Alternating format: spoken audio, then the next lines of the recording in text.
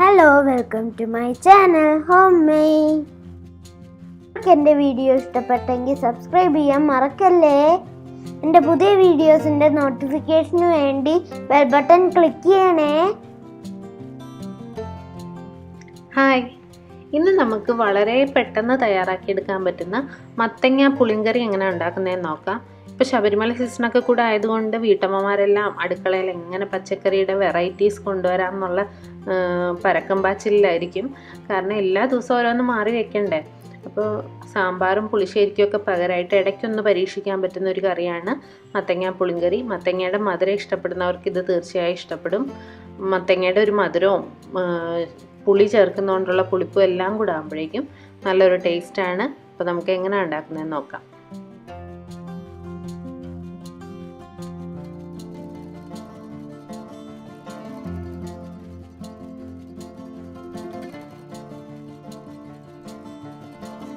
ആദ്യം നമുക്ക് മത്തങ്ങ ഒന്ന് വേവിച്ചെടുക്കാം. ഞാൻ അതിന് വേണ്ടിയിട്ട് കുക്കറാണ് എടുത്തിരിക്കുന്നത്, അതാകുമ്പോൾ പെട്ടെന്ന് പണി കഴിയും.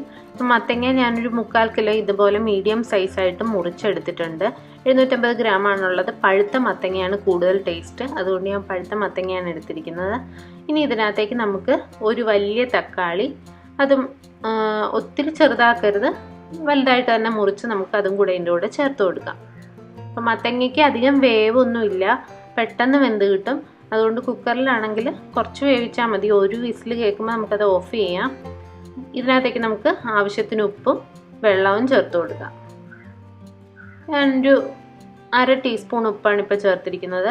ഇനി നമുക്ക് അവസാനം പുളിയൊക്കെ ചേർത്ത് കഴിയുമ്പോൾ ബാക്കി പോരാത്ത ഉപ്പ് ചേർത്ത് കൊടുക്കാം.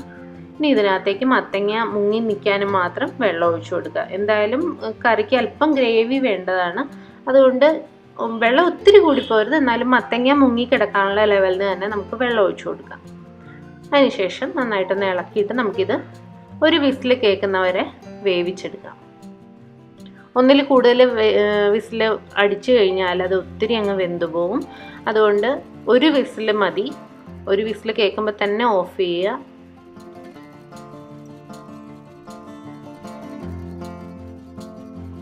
ഇപ്പോൾ ഒരു വിസിൽ കേട്ട് ഞാൻ ആവിയൊക്കെ പോയി കഴിഞ്ഞപ്പോൾ ഞാൻ തുറന്ന് നോക്കാൻ പോവാണ്. ഇപ്പം മത്തങ്ങയൊക്കെ നല്ല പാകത്തിനാണ് വെന്തിരിക്കുന്നത്. ഒത്തിരി വേവിച്ച് കഴിഞ്ഞാൽ 2 വിസിലൊക്കെ ആയിപ്പോയി കഴിഞ്ഞാൽ എന്തായാലും മത്തങ്ങ വെന്ത് പൊടിഞ്ഞു പോവും. അപ്പോൾ ഇത് ആവശ്യത്തിന് വെന്തിട്ടുണ്ട്, എന്നാൽ ഒന്ന് ഞെക്കി നോക്കുമ്പോൾ പൊടിയുന്ന ഒരു അവസ്ഥയിൽ നമുക്കിത് ഓഫ് ചെയ്ത് വയ്ക്കാം. ഇനി നമുക്ക് ഒരു പാൻ ചൂടാക്കാൻ വയ്ക്കാം. അതിനകത്തേക്ക് ഒരു 2 ടേബിൾ സ്പൂണോളം വെളിച്ചെണ്ണ ഒഴിച്ചു കൊടുക്കാം. മത്തങ്ങ പുളിങ്കറിക്ക് വെളിച്ചെണ്ണയാണ് നല്ലത്. വെളിച്ചെണ്ണ ഒഴിച്ചിട്ട് നമുക്ക് ആദ്യം ഇതൊന്ന് കടുക് വറുക്കണം. കടുക് താളിക്കുന്നത് അവസാനം വേണമെങ്കിൽ താളിച്ച് ചേർക്കാം.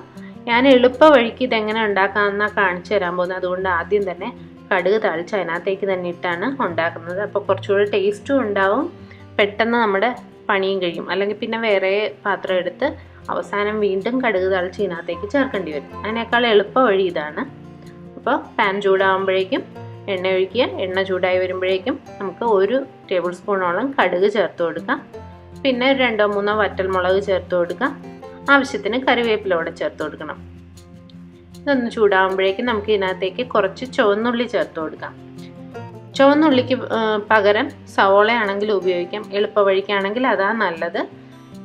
കുറച്ചുകൂടെ ടേസ്റ്റ് ഇതായതുകൊണ്ട് മാത്രം ഒരു പിടി ചുവന്നുള്ളി 2-3 പച്ചമുളകും എടുത്തിട്ടുണ്ട്.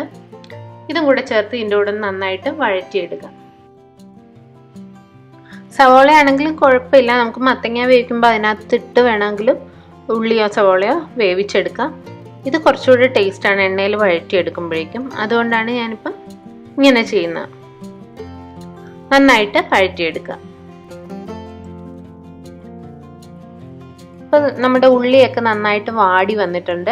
അങ്ങനെ ഒത്തിരി മൊരിഞ്ഞ് ക്രിസ്പിയൊന്നും ആകണ്ട, ഒന്ന് വാടി കിട്ടിയാൽ മതി. അപ്പം ലോ ഫ്ലെയിമിൽ വെച്ച് നന്നായിട്ട് വഴറ്റിയെടുത്താൽ മതി. അപ്പം നന്നായിട്ട് വാടി വന്നിട്ടുണ്ട്. ഇതിനകത്തേക്ക് ഒരു 1/2 ടീസ്പൂൺ മഞ്ഞൾപ്പൊടി ചേർത്ത് കൊടുക്കാം. പിന്നെ നമുക്ക് ഇതിനകത്തേക്ക് കുറച്ച് മല്ലിപ്പൊടി ചേർത്ത് കൊടുക്കാം. 1 ടീസ്പൂൺ മല്ലിപ്പൊടിയാണ് ഞാൻ ചേർത്തേക്കുന്നത്. പൊടിയൊന്നും ഒത്തിരി കൂടുതൽ വേണ്ട. 1/2 ടീസ്പൂൺ മഞ്ഞൾപ്പൊടി, 1 ടീസ്പൂൺ മല്ലിപ്പൊടി, പിന്നെ എരിവിനനുസരിച്ച് കുറച്ച് മുളക് പൊടി. ഞാനിവിടെ 1 ടീസ്പൂൺ കാശ്മീരി ചില്ലി പൗഡറാണ് ചേർത്തിരിക്കുന്നത്. എരിവ് കൂടുതലുള്ള മുളകാണെങ്കിൽ 1/2 ടീസ്പൂൺ മതിയാവും. പിന്നെ ഇതിനകത്തേക്ക് ഒരല്പം ഒരു 1/4 ടീസ്പൂൺ ഉലുവാപ്പൊടി കൂടെ ചേർത്ത് കൊടുക്കാം. ഉലുവാപ്പൊടി ചേർക്കുമ്പോൾ ഒരു നല്ല ഫ്ലേവർ കിട്ടും.